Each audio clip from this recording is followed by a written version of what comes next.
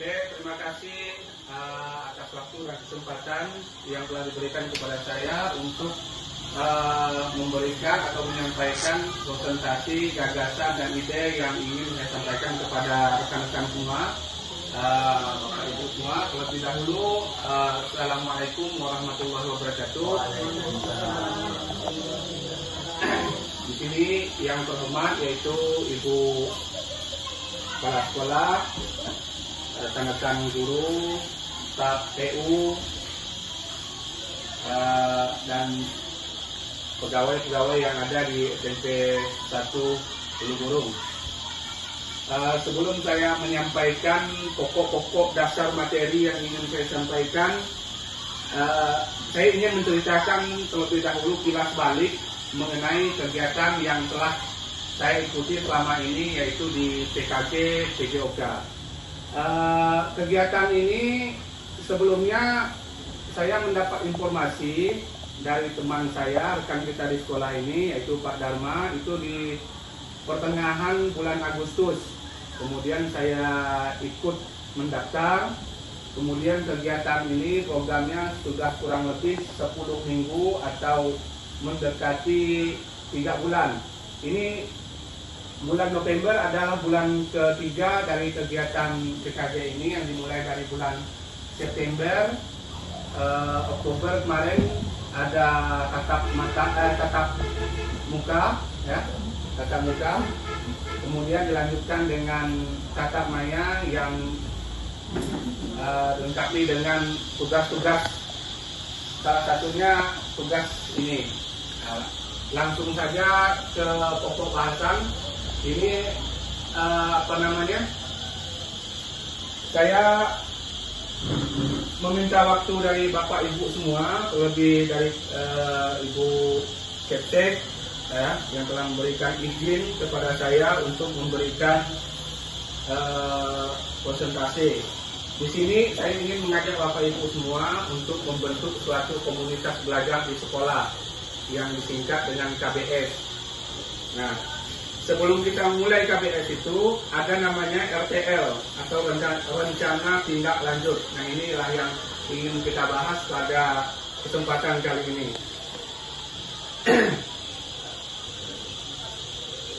Nah, di sini ada namanya mantra. Mungkin masih asing ya, atau gimana dari Bapak Ibu semua.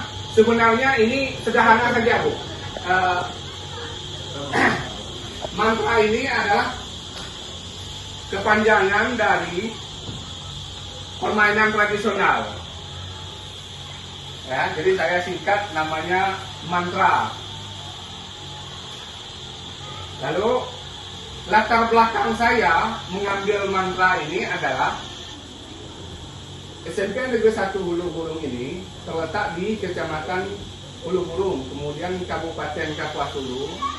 Di sekolah kita memiliki siswa yang beragam latar belakangnya, memiliki fasilitas, sarana, prasarana, dan yang mendukung proses kegiatan pembelajaran seperti halaman, lapangan, ruang kelas, komputer, alat olahraga, dan yang terlebih lagi adalah guru-guru yang berkompeten. Selama ini, siswa melakukan aktivitas fisik, namun kurang mengenal budaya sendiri dan permainan tradisional di daerah sendiri. Hal ini pula yang melatar belakangi saya selaku guru PJOK untuk menyampaikan ide dan gagasan saya kepada kepala sekolah dan juga kepada Bapak Ibu Dewan Guru staf TU di SMP Negeri 1 Ulu Burung untuk menyampaikan pokok pemikiran saya mengenai mantra ini. Ya, mantra ini telah kita ketahui adalah singkatan dari permainan tradisional, yang mana permainan tradisional ini atau mantra berkaitan ajaran PJOK yang bersama KBS atau komunitas belajar sekolah, sebagaimana yang sesuai dengan program P5. Nah, di sekolah kita kan sudah pernah melakukan P5. Nah, dalam P5 sendiri bertemakan kearifan lokal yang mengangkat tema proyek atau permainan tradisional sebagai identitas bangsa. Nah, dari itulah hal tersebut yang melatar belakangi saya untuk mengambil istilah mantra yang tiada lain adalah permainan tradisional. Permainan tradisional ini bermacam-macam Bapak Ibu. Bisa dari lompat tali yang dulunya menggunakan karet, kemudian ada yang menggunakan tempurung kelapa, dan banyak lagi permainan-permainan lain seperti bambu, ya. Lanjut. Tujuan program. Nah, dari kegiatan atau ide pokok gagasan saya ingin mengajak Bapak Ibu semua untuk tujuan programnya. Udah pasti ada tujuan program. Program pertama adalah peserta didik mendapat wawasan yang luas mengenai permainan tradisional dan budaya daerah yang sangat kaya dan beragam. Itu tujuan programnya. Kemudian yang kedua, peserta didik lebih mencintai tradisi dan budaya lokal melalui permainan tradisional. Nah, ini bagaimana cara kita supaya peserta didik kita lebih mencintai dan menyukai permainan tradisional, yang mana permainan tradisional itu sendiri Bapak Ibu, semenjak saya masuk di kelas yang saya ampuh, saya tanya dengan mereka itu kurang mengetahui permainan tradisional. Saya tanya apa itu permainan menggunakan tempurung, mereka bilang tidak tahu. Kemudian yang ketiga, peserta didik memiliki kebugaran jasmani yang baik dengan melalui permainan tradisional. Nah, di sini juga tidak lupa peserta didik diharapkan untuk selalu bugar, karena di situ mereka akan melakukan gerak, baik itu gerak lokomotor, non lokomotor, atau gerak manipulatif. Lanjut. Selesai dari tujuan program, itu adalah langkah atau capaian yang ingin kita capai dari tujuan tersebut. Yang pertama yaitu Bapak Ibu, peserta didik dapat menemukan gagasan dan ide kreatif untuk memodifikasi permainan tradisional. Nah, kita memberi kesempatan kepada peserta didik kita bagaimana mereka menuangkan ide dan gagasan mereka dari permainan tradisional itu sendiri. Misalnya main asin, kata kita di sini kan, bagaimana cara mereka memodifikasi atau mengeluarkan ide dari kegiatan bermain asin tersebut. Nah, dari bermain asin itu kan asin yang cara tangkap itu Bu, basin, atau kalau tempat saya namanya main asin Bu. Iya, main asin yang dijaga misalnya 3 orang. Iya. Nah, dibuat semacam ada garis, nanti ada dua garis. Kalau masalah kayak gitu masih kok. Ya, betul. Nah, di situ ada nilai gerak Ibu. Nilai gerak, nilai lari, yang mana lari itu adalah induk dari semua olahraga. Kemudian peserta didik dapat memadankan pokok pemikirannya ke dalam suatu diskusi kelompok antar teman. Ini semacam diskusi kita buat kelompok belajar mereka. Kemudian yang ketiga, peserta didik dapat melakukan penerapan permainan tradisional dalam kehidupan sehari-hari. Nah, itu harapan kita yang ingin dicapai bila kita mengajarkan permainan tradisional itu di sekolah, yang mana generasi Z sekarang ini mengetahui yang namanya permainan tradisional. Maka dari itu kita ajarkan di sekolah, kemudian hal itu harapan kita supaya bisa ditularkan di masyarakat atau kegiatan sehari-hari mereka. Lanjut lagi Bapak Ibu, struktur program. Tadi adalah tujuan program, sekarang struktur programnya. Nah, di sini saya ingin mengajak Bapak Ibu semua, dalam hal kegiatan ini saya tidak bisa bekerja sendiri Bapak Ibu. Sudah pasti membutuhkan bantuan dan dukungan dari Bapak Ibu semua. Yang satu adalah merupakan kegiatan kurikuler P5 atau kearifan lokal. Nah, disitulah dasar pemikiran saya di awal tadi yang membelajar belakangi saya untuk menerapkan permainan tradisional diadakan di sekolah. Ya, nggak perlu harus setiap hari, mungkin ada beberapa mungkin bisa dikerjakan atau dilaksanakan di sekolah. Kemudian pembelajaran gerak fase C kelas 8, itu kelas 8 yang saya ampuh atau yang saya ajarkan dengan jumlah siswa 60 siswa. 60 siswa ini 3 kelas, Ibu. Kemudian yang akan dibagi menjadi 12 kelompok. Setiap kelompok satu tim terdiri dari 5 sampai 6 orang. Mengingat kelas yang saya ampuh di kelas 8 adalah 3 kelas, jadi jumlah satu kelas itu ada 20, maka total sub 16 semuanya ada 60 orang dibagi 12. Nanti mungkin tidak rata sampai 5 semua ya, ada yang 6 orang mungkin. Kemudian pertandingan, pertandingan mantra ini tadi, permainan tradisional ini dengan sistem gugur, sekali main langsung habis. Misalnya lompat tali kan, misalnya ada 5 orang tadi bermain 5-5. Setelah mereka kalah langsung diganti dengan tim yang lain, langsung gugur. Penggunaan alat sederhana yang bernuansa tradisional atau penilaian gerak hasil karya peserta didik. Nah, salah satu getah karet itu kan tradisional. Mereka bikin merancang sendiri bagaimana membuat simpul karet atau dari senapan bambu ya kata kita ya. Kalau bahasa daerah kita itu senapan morin kita dulu.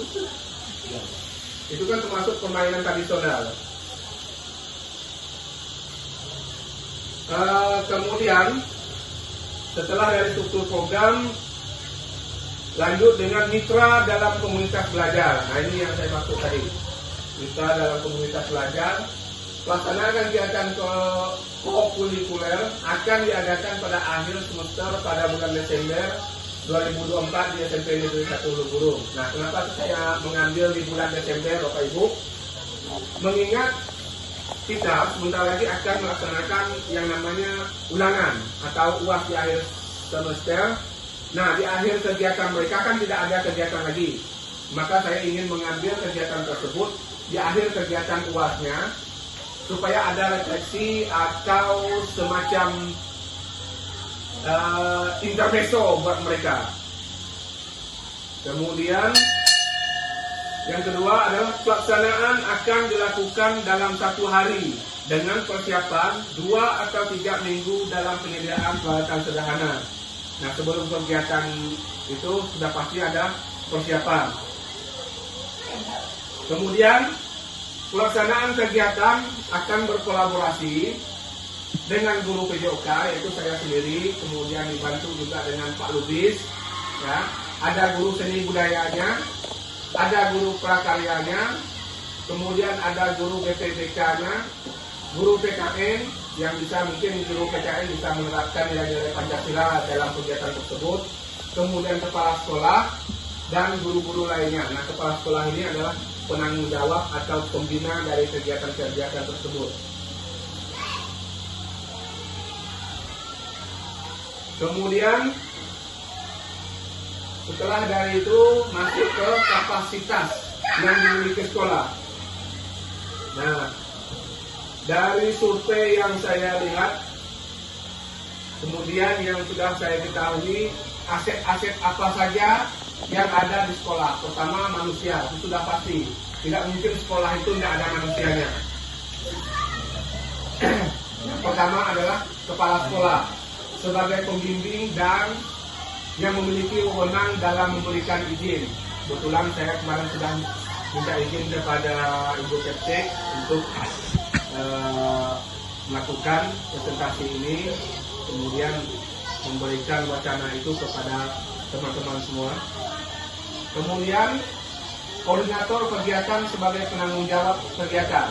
Nah, ini tidak harus saya, bisa dengan teman-teman yang lain, bisa staf TU atau guru-guru yang lain. Namun kegiatan tersebut saya ikut andil untuk melancarkan atau menyukseskan kegiatan tersebut. Yang ketiga, Anggota adalah semua guru dan staf yang membantu jalannya kegiatan. Nah, jadi semua yang ada di sini terlibat, baik itu guru, kalau perlu komite sekolah mungkin bisa libatkan juga dari kegiatan ini. Kemudian aset fisik. Nah, aset fisik apa yang ada di sekolah ini? Yang sudah saya lihat adalah jaringan internet seperti yang sudah kita pakai, laptop kita ada, HP, ya, merupakan alat informasi dan komunikasi. Nah, HP ini kan bisa digunakan untuk mendokumentasi, kemudian setelah dokumentasi dipublikasikan ke media-media sosial bahwa sekolah kita telah melakukan kegiatan yang kita rancang pada hari ini. Kemudian pemanfaatan halaman sekolah sudah pasti. Sudah melihat kegiatan di halaman sekolah kita, ada alat olahraga untuk kegiatan lomba. Kemudian sound system untuk mengeras suara atau pemutar lagu perlombaan. Kemudian ruang kelas untuk persiapan acara, semacam itu. Lanjut dengan rencana evaluasi. Rencana evaluasi di sini yaitu setelah kegiatan tersebut dilaksanakan,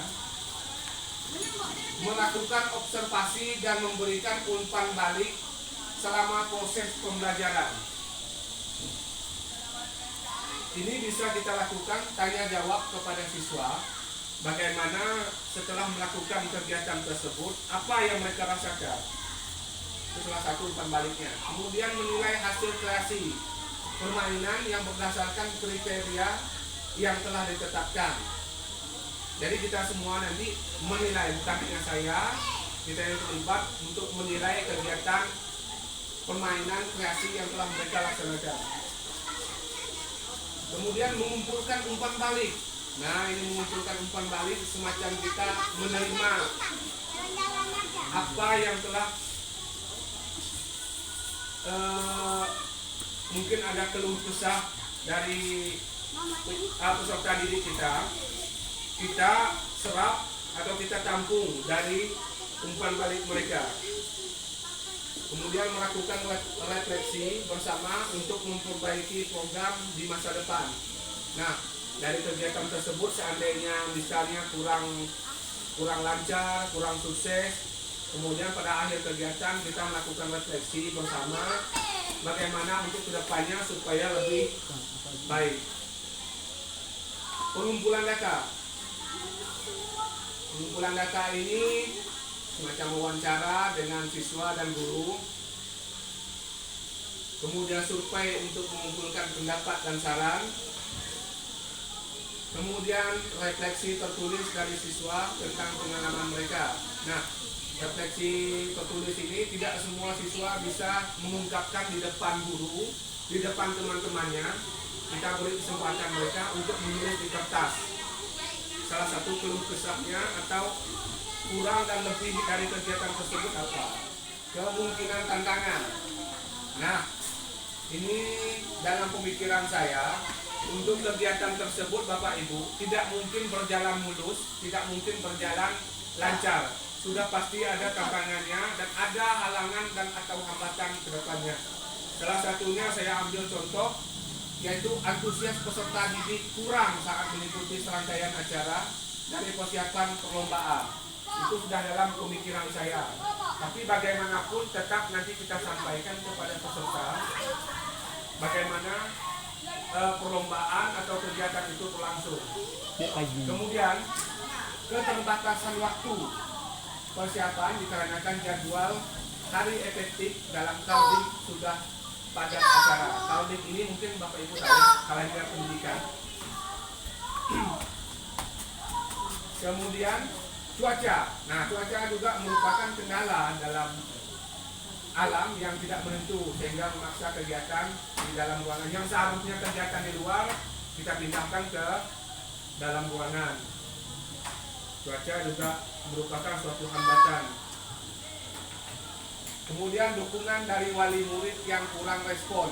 Nah, kita sudah menyampaikan bahwa wali murid sendiri pun kurang merespon dari kegiatan tersebut. Bahkan ada wali murid yang tidak tahu kegiatan permainan tradisional itu sendiri.